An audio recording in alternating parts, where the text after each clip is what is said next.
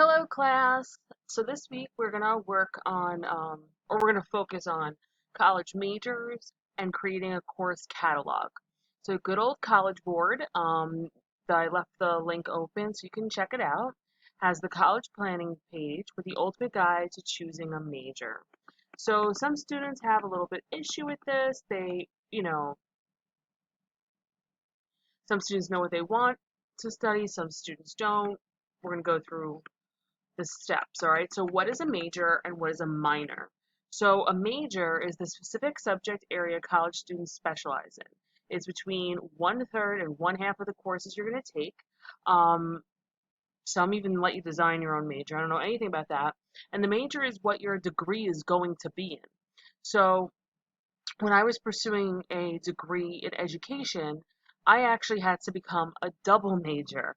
I got a degree in or earned a degree in sorry, let me go back. I earned a degree in secondary education so that I could be a high school teacher, but because high school teachers specialize in a specific subject area, I also had a degree or have a degree in English literature. So being a double major, I wouldn't recommend unless you really have to. I had to. If I wanted to be an elementary school teacher, I could have done a major and a minor because elementary school teachers teach all subjects a little differently than a high school teacher would. So that's just something to note.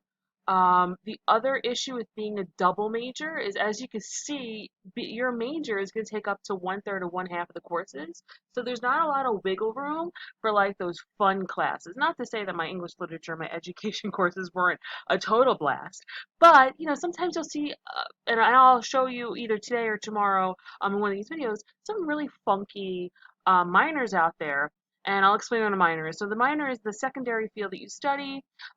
Its specialization requires fewer courses, and minors are only required for certain degrees. You don't necessarily need them, but sometimes people like to balance things out.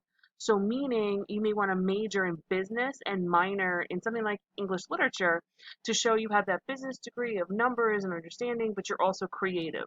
Other folks will major in something that they want to pursue as a career, let's say biology, and minor in music, right? So music is a passion of yours. Maybe you don't see it as your lifelong career, but you're interested in learning about it. It's something that's a passion of yours, so you want to minor in it. So there's a few different ways that you could approach this, but the basic idea is the major is the field that you want to get a job in, essentially. Some of those fields require a double major, some require a major and a minor. So sometimes there will be, business and then minoring in management. I'm making that up. I hope I'm not wrong. But the idea that there are some studies that do go together that your school will make you take a specific minor with the major of your choice, I think that's kind of rare. Most cases is you pick the major and then you also pick a minor. So I hope that was helpful. I'm kind of jealous of people that got to pick a major and then minor in something of great passion. I would have liked to do that. Not that I'm not happy being an English teacher, but just throwing that out there. All right, I'm going to stop rambling. So when do you declare the major? So this is something that you really want to look into when you're looking up your school. So generally, most four-year colleges do not have you decide the major until the end of your sophomore year. There's a couple of reasons for that. They want you to check out classes, they want you to earn general credits, but certain fields and programs require an early commitment so that you can take all the required classes and graduate on time. So there's a lot to talk about here. So first, most schools, and I think almost all CUNYs, but whatever, have you take general courses for 2 years. I call them the core. I don't know if other schools have different names for it. It's basically they want you to be a well-rounded person. So I took math, I took a science, I took a history course, philosophy, took an art course. I took a woman's course. I forgot what else. I'm sure there were other things that I did. So those are the core classes that you need. Now, when one of the reasons why I chose Roger Williams is I pursued or I took classes in my major from day one of freshman year. That was important to me. I knew what I wanted to do. I knew I didn't want to quote waste time, right? I'm a double major. I only have 4 years to get all this stuff done.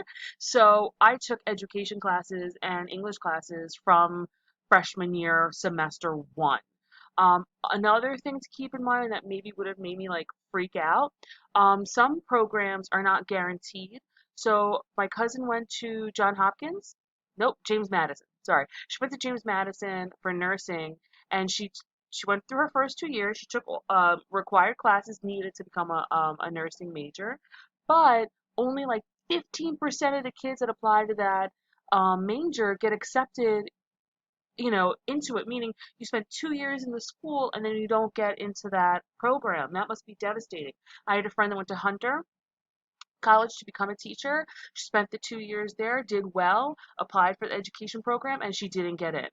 So that's a little bit of research of something that to look into. Are you going to take classes in your major from day one? When do you apply to the major, and what do you need to have under your belt to get into the program? And then when you reach the end of your sophomore year, what is the percentage that you get into the program? What are they looking for? What are the GPAs? All that kind of stuff. So that's what do you call it, research you'll have to do on your own. But I think all of that is important. And some of you, if you don't know what you want to do, spending those 2 years exploring is great. If you do, you may want to go to a college that you pursue the major from day one.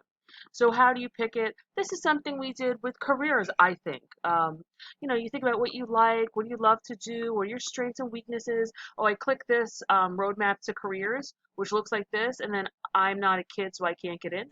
So I don't know if it's good or not, but that's there. What are your career goals, right? So that's the other thing you want to think about. Are you getting an associate's degree, a bachelor's degree, a joint degree? Which means it's a bachelor's plus a graduate's. So some schools have a program where you enter as a freshman and it's 5 to 6 years, but when you graduate with a master's. So my cousin is going to be a high school guidance counselor, and she went to, hold on, tip of the tongue, Montclair State, and she went in knowing she would be there for about 6 years because the program was conjoined with a bachelor's plus master's program. So if the career that you're pursuing requires a master's, this is something to think about. I was not interested in that because I knew I was going to go away to school and I didn't want to go away for longer than 4 years. At the end of the 4 years, I wanted to leave. Although Roger Williams did have a graduate's program, I didn't want to stay there any longer. And then there's the graduate's degree again. Many of the careers that you're pursuing require that. So you're going to want to think about, does the school that I'm attending to now have the graduate's degree, or am I going to graduate here and go somewhere else? Not to ramble too long, but one of the perks of CUNY is the affordability.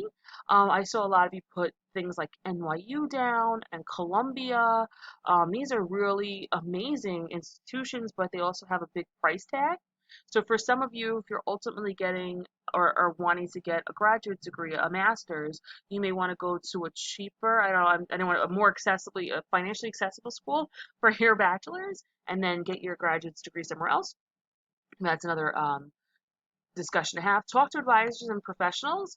You can ask me some questions, but again, I am not the counselor. Ms. K is. So if you're confused or you're debating between different majors, she's the professional. I didn't click on this before. Let's see where that brings you. Circle of death I'm looking at. Was this a mistake? More circle of death. I regret this already. Okay, so here are some questions that they have for you. You may want to have these peruse through them, and if any of them resonate with you, ask Miss K. She is the professional.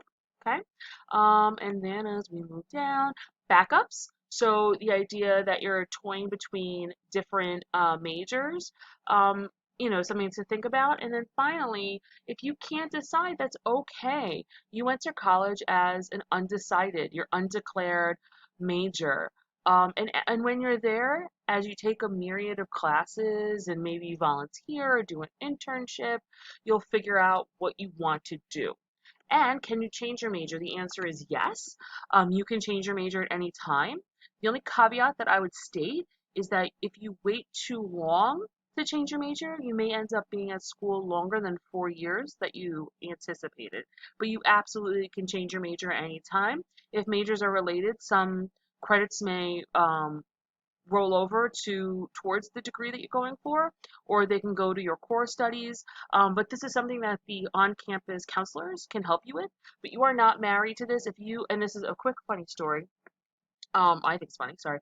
I went to Roger Williams, like I said, and we had a huge marine biologist program, and I lived with the marine biologists, and for some reason, all of the kids in my floor had a completely different vision of what marine biology is. I think almost all of them left the major.